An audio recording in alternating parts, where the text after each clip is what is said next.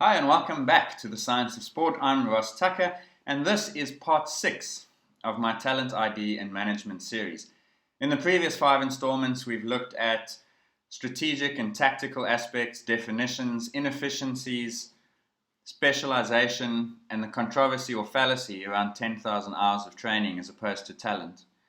And what we're going to tackle today is another one of those topics that's become a little bit more mainstream as a result of being explained in books and the popular media, and it's called the relative age effect.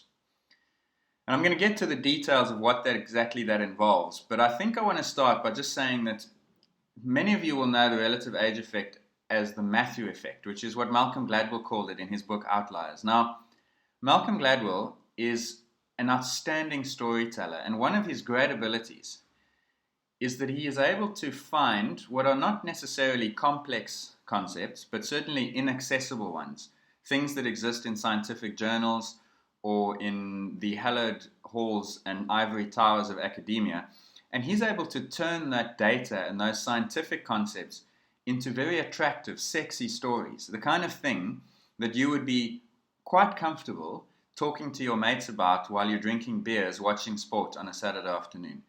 And just as an aside, this has nothing to do with Talent ID, but as scientists and academics, if you're watching this, you'd pay attention to his ability to do that, because one of our biggest failings, and one of the things that makes sports scientists, any scientist for that matter, irrelevant, is our inability to find the narrative behind the data. Gladwell does it, not always to the benefit of knowledge, but he does it. And one of the most compelling cases in which he did it was this issue of the relative age effect. As I said, he called it the Matthew effect, but the concept is basically that certain people, as a result of what I would describe as an accident of the calendar, which is to say their parents' actions according to the calendar, are born at different times of the year, and their date of birth gives them an advantage in sport and in other areas, but obviously our focus is sport. So I'm going to switch now to the presentation that I gave, and as before, you can see the video, and then immediately below it, you can have a look at that presentation yourself. And I'm going to talk you through some of the concepts of relative age. And I want to try and challenge you to think a little bit differently. Do you remember my analogy of the rabbit and the duck, or the old lady and the young lady, which was in part 4? Go back and check it out. Relative age is a little bit like that, because a lot of people look at it and they see one thing, and I want to help you see the other thing. You might see the duck.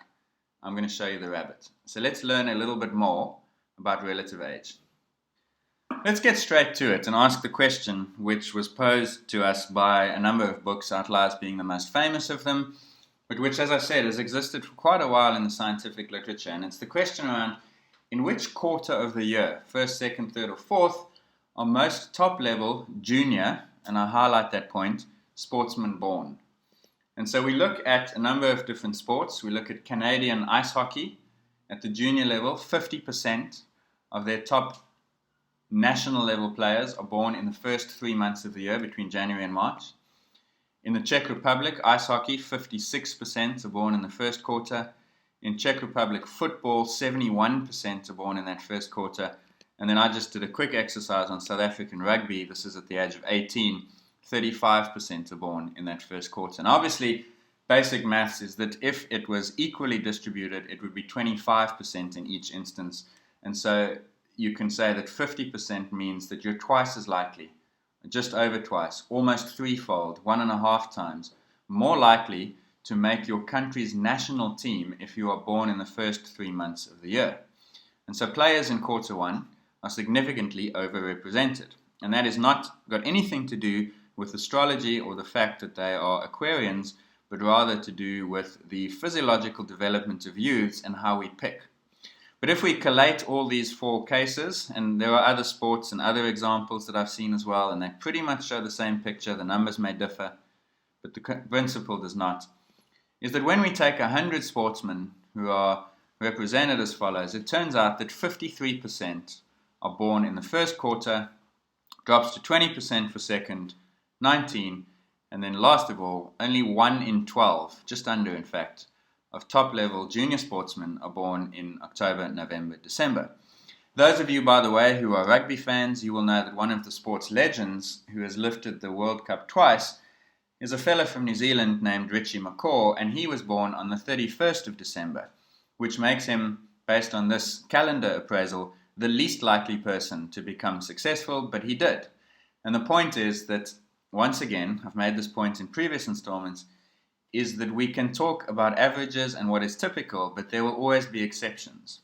When we design a system, we're talking about what is typical, but you have to make allowance and be flexible enough in the way you manage individuals to account for the likes of a Richie McCaw. So, why does that happen? As I say, nothing to do at all with the fact that most of those people will be Aquarians, like yours truly. The reason it happens is because our crystal ball is so imperfect. And when we pick athletes to play sport at a very young age, we are looking for which of those young kids has the ability to perform. That, in turn, is a function of a set of capabilities that include speed, size, strength, coordination, and tactical decision-making. Now, it doesn't take a genius or an expert in child behavior or physiology to know and recognize that all these characteristics are a function of maturity. They increase as age increases. And so they're a result of development, which is both biological and age. The problem is that when you make these selections of these characteristics at the age of only 10, then the difference between someone who's born in January and December is 10, 11 months. And that is a significant portion of a 10-year-old's life. So you're basically picking for things that are affected by age between children for whom age is actually so different. If you add on to that biological differences, that's where you get situations of someone who's exceptionally small and someone who may well be the same age, who's bigger, or who may be 10 months older and who's bigger biologically on top of that, and you get this enormous skewing. And so you might recall right at the beginning I spoke about there being a tense problem, present, past, and future. And that's what makes it difficult for a coach to tell the difference between ability and maturity. He's seeing ability, which is the function of maturity, and he can't pick for the future. And so what tends to happen, and this is pretty much the accepted theory for how this relative age effect works, is the coach then selects and preferentially supports ability, which is synonymous with maturity. I hope that makes sense. And there's lots of data on that. This is data from Rugby League by a study by Kevin Till, who's one of the experts in this field. And it shows you the height of 13, 14, and 15-year-olds as a function of when they're born. And the obvious outlier is Q4. They just are shorter. And so if you're picking for performance in any sport where height is an advantage, which is most of them, these kids are less likely to be picked. These children are more likely to be picked. You look at the same thing. This is their time over a sprint, 60 meters. Same thing.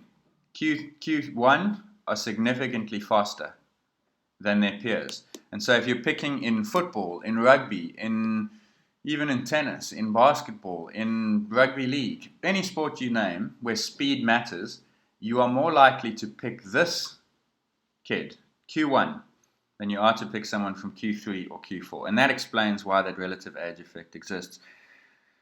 And so what we've got is biological maturity and inability are indiscernible when performance is the yardstick, and that what we then end up doing, remember my definition of talent ID, is that we provide resources to the better performers who happen to be relatively older. And that's why when we come here and we look at the age of 18 years old, we see this skewing in favor of Q1 births. Same thing happens in many other instances, and basically what it means is that there's an enormous inefficiency in the system. And so this is the data from the Barcelona Youth Academy, of course, which produced the likes of Lionel Messi, one of the most renowned and acclaimed academies. And those of you who read Spanish, go for it, but it's basically January, February, March, April, and you can see the number of players. And you don't need to be an expert in reading data to see that what's happening here is that the later you're born, the less likely you are to enter that Barcelona Academy. So same effect, exactly the same as I've shown you.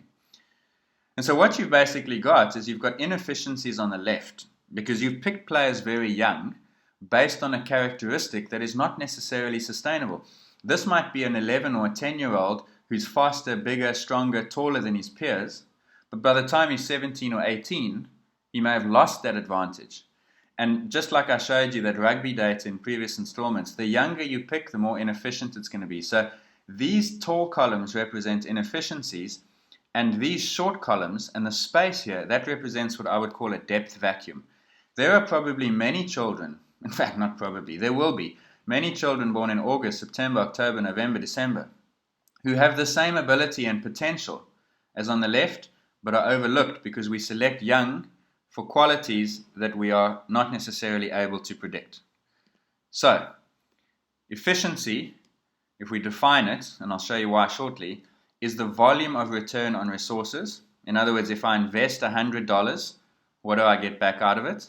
If I invest in 50 players, what percentage of those players will go on to play professional football? If I put 1,000 kids through an academy and 10 make it, I'm 1% efficient. And that's different to effectiveness, which is the quality of the return on investment. Because you might be super efficient, but produce very little quality. Or you might be very effective on very low efficiency. So you have to juggle those two. And this is important. Why? Because the relative age effect, and there's reasonable grounds to think this, and I'm certainly not alone, having spoken to a number of people involved in professional sport about it, is that it might actually have an effectiveness advantage. So it could cause inefficiencies, but it could be more effective. And let me explain that very quickly. The two things aren't necessarily, but are often juxtaposed, are in opposition to one another. And so if your efficiency goes up, your effectiveness may go down. That's a question. I'm not saying that with certainty, because I think you can be effective and efficient, but I think it's more likely that you will be one and not the other. And so if you prioritize efficiency and you keep more players in your system, the chances are that some of them will be less effective. And so that's a constant juggling act that you have to make. And you've got to ask yourself the question, is the goal of a talent ID pathway, which involves the identification and management, to produce many good players or few great players? Put differently, you might ask whether the goal of your system, whether it's an academy or a school team, would be to produce 50 players who can go on to be professional or to play the sport at a very high level? Or would you rather produce 5 players who go on to play it for their national teams and to win world titles? Or would you be happy to just produce 1 player who goes on to become so good that they actually change the way we see the sport? And an example for that would be perhaps a Lionel Messi. And so you have to constantly juggle this desire to produce many as opposed to few, but at different levels of quality. And I guess the question then, which I raised a few moments before, is can too much focus on efficiency compromise effectiveness? Now you might be wondering what this has to do with the relative age effect. And the answer, in my opinion, is that when I've read discussion around the relative age effect and the phenomenon where we over-select players from the first quarter of the year at the expense of players from later, then we're creating these inefficiencies. But I do wonder, and I've got some data which won't come up in this episode, but certainly I will bring it up in the future, whether players who are selected into teams, despite being slightly smaller, slightly slower, slightly behind in their biological development as a result of being born in December and being 10 or 11 months too young, whether those players actually have some advantage as a result of that. Because when you are selected with a group of people who may have attributes you don't have, you have to try and adapt and learn certain things. And it's those November, December births who might actually acquire certain advantages as a result of being disadvantaged in terms of their biological or physical maturity thanks to their age. And that all feeds into this theory that in order to produce world-class players, which is to say, in order to maximize effectiveness, you might actually need to create some adversity. And so the point I'm making is that if we got rid of the relative age effect by forcing coaches to pick not on what are functions of maturity, we might be able to maximize the efficiency, because every single player, regardless of which month or which quarter they were born in, would have the same opportunity. But what it could do is compromise this effectiveness because it would effectively take away from us the ability to expose some people to what might be a more challenging environment, and that might actually end up 10 years later undermining how they do. And I know I'm asking you to take my word for it for now, because I'm going to come back to this in a couple episodes time and we'll see it again. But for now, let's just leave it at the idea that the relative age effect, if you are younger, quarter 3 or 4, you may actually be on the high end of this particular seesaw. So, let's take that into some action steps based on the collection of what we've looked at in part 4, 10,000 hours, part 5, specialization, and this, relative age effect. Remember that I showed you these inefficiency drivers, which are basically that we can't tell the biological and training age with accuracy. We don't know what someone's limits or performance ability is because our crystal ball is imperfect. And we also don't always have a handle on how they get from where they are today to how they'll be in the future. There's different pathways that they might take. So with that in mind, I want to ask you the following question. Can we select smarter? Can we avoid the temptation of selecting young players for things that are biologically or physiologically linked and which may very well disappear in the future? So can we use different tools and different criteria? And this is particularly important in youths. I gave you the example of Tom Brady, who many say shouldn't have been selected or wasn't selected because his 40-meter dash at the combine was poor. Well, that's a stupid application of a tool because a good quarterback doesn't need to sprint 40 meters. So that's an example of dumb selection, which some people saw through and managed to discover Tom Brady. The same is true of kids. Are we selecting them for things that actually are predisposing them to performance, or are we selecting them for things they have right now? That's a key question. And I think it's a question I'd ask without necessarily knowing answers, but I do think it's possible. Can we delay selection? I've harped onto this a few times. The point here is that the younger you make your selection, the greater the risk is involved. And that's because you cannot tell until after adolescence whether the person has the physiological and the psychological and the emotional capacity to become an athlete in the sport that you're selecting them for. So you have to delay that selection for as long as possible. That is not always realistic. And so, for example, if I think of South African rugby, we select 13-year-olds, 16-year-olds, 18-year-olds. As much as I can stand in front of an audience of key decision makers and tell them this is not helping South African rugby, they're not going to change their behavior. You can certainly do it within one team or within your area of influence, your sphere of control.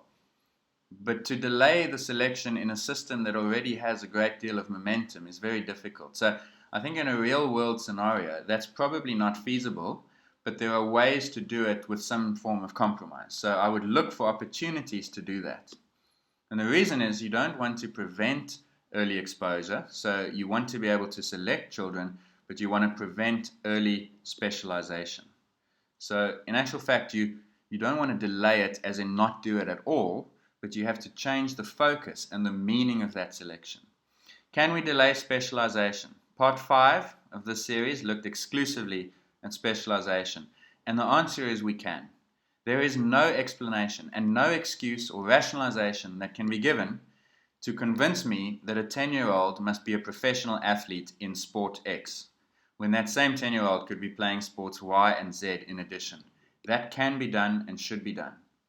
Can we change the nature of competition? Now, I was thinking very high-level blue sky at this point, and basically the point here would be to minimize the early impact of biological differences. There's a couple ways to do this. You can weight band in order to have competition.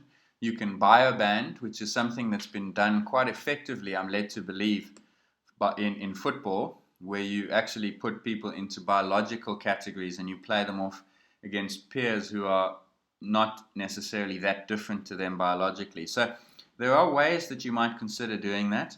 Logistically, it's challenging, but maybe it's important for performance. And if you're if you're a professional football side and you're sinking millions into it, then logistics is the least of your concerns. You should do it. So that can be done in theory. Whether it can be done in reality, slightly more challenging. Can we restructure the coach-player interactions? I think this is a key issue, and I think it can be done. And I mean, I'm just thinking out loud, and I will defer to your personal frontline knowledge of how the battle is being fought. But if I'm thinking out loud, what I would say, I mean, just based on the simple fact that competition for children represents such a small percentage of their total exposure to a sport. I mean, if I think of a 12-year-old or an 11-year-old school rugby or football player, whatever it is, I reckon 10% of his time is actually spent in competition. So competition is a relatively minor component of what a young child does. Training, in contrast, is the bulk of it. And training, to me, would offer a large opportunity to challenge that A team versus B team mindset, and the idea that you guys are the selected best rugby players, and you guys over here, we don't want you to go away, but you're not going to play with the big guns. And so I think there are ways that we might be able to adjust how we coach children. And those of you who are coaches, I'm 100% sure that you're already doing this, and I don't mean to be patronizing, but I think some of you may not be, and I would encourage you to explore ways that you don't segregate. Because what happens when you make the selection, as I've shown you, is that you start preferentially allocating resources. And there's no need to do that when competition is so minor in the person's life. So why not work harder at picking, but not picking people and casting their names in stone, and rather allow people to move back and forth from one team to the next? Why have an A and a B team? Rather have a green and a blue team, and let children play at different levels all the time and give them that exposure. So those are some of the things that I think you can do. And to come back to this graph, the key is this is never going to improve to the point of perfection. We'll never be able to tell what the person's real potential is. Similarly, we will always be faced with the problem of biological and training age. But what we can do is better manage the journey between those 2 points. And what that means is systematic benchmarking. So how does this person look compared to this person? And how does he look compared to himself at a different time point? And context. If you are measuring performance of a young athlete and you don't have context, it's like trying to discover the plot of a movie by looking at a photograph. You cannot understand the script.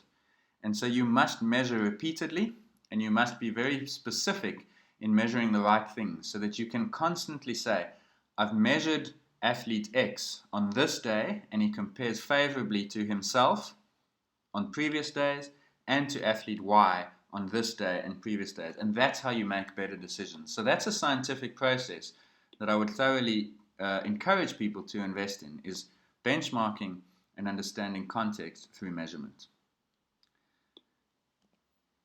The end game, remember, in all of this is that we want to expose everyone.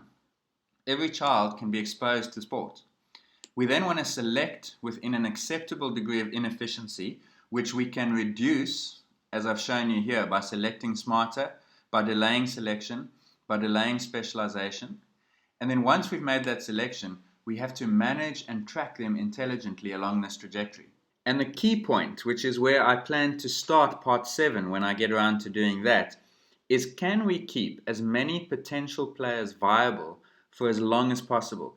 And that's really important. It comes with some fine print. We have to do so without being inefficient and without being too efficient, and as a result not effective enough. But the key concept is we want as many people as possible to be exposed. We want them to be given the resources they need to improve, because practice helps.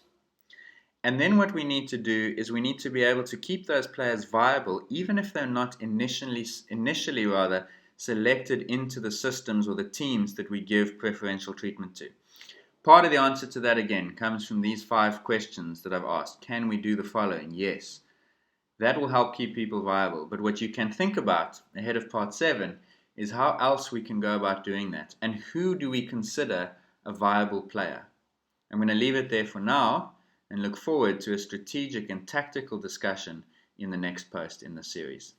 Alrighty, so that is relative age, and a few questions that I ask those questions not because I have the answer, in fact, because I don't, but hopefully they're triggers for you to think a little bit more.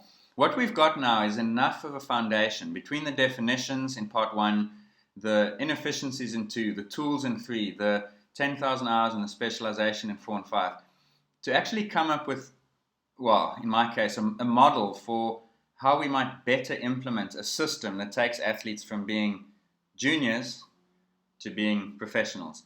And that's going to be part 7. So we're going to move away from some of the more sciencey literature and studies and so forth and data onto a strategic concept, which I want to try and explain a little bit about how it is that you might better manage the pathway from first exposure to Olympic podium or world title and so forth, based on what we've said. So if you bear with me for a few days, I will be back very soon with part 7, which takes this to the strategic and tactical level. Thanks for watching. Send the video around, send the link, tell all your friends. I welcome any feedback at all. Cheers.